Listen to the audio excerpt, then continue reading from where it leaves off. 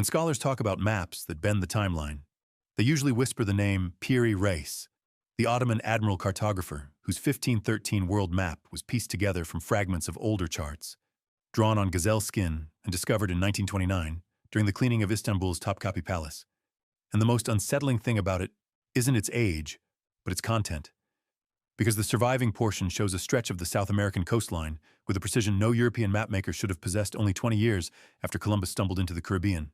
including river mouths, capes, and contours that match modern satellite data far more closely than the crude approximations expected from that era. While Piri Reis himself openly claimed he built the map using 20 foreign charts, and, more provocatively, a map drawn in the time of Alexander, implying that centuries-old sources contained geographical knowledge that should have been impossible. And when historians examined it, they quickly accepted its authenticity but quietly sidestepped its implications,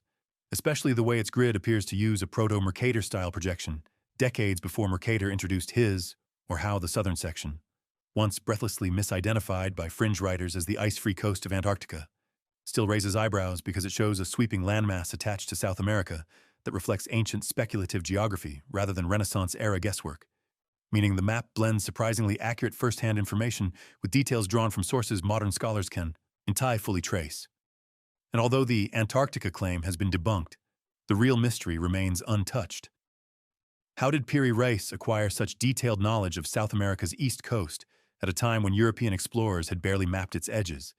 And why did his notes describe some source charts as drawn by infidels, with mathematical precision, a phrase suggesting he relied on advanced navigational data from civilizations now treated as technologically limited?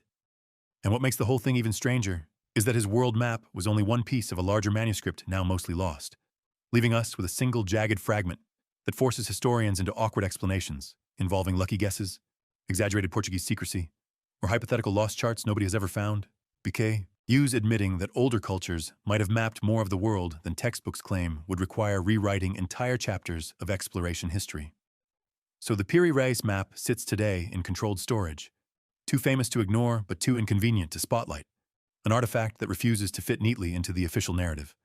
reminding anyone who studies it that history isn't a straight line but a palimpsest, written, erased, and rewritten by people who often knew far more than we're comfortable admitting. Far more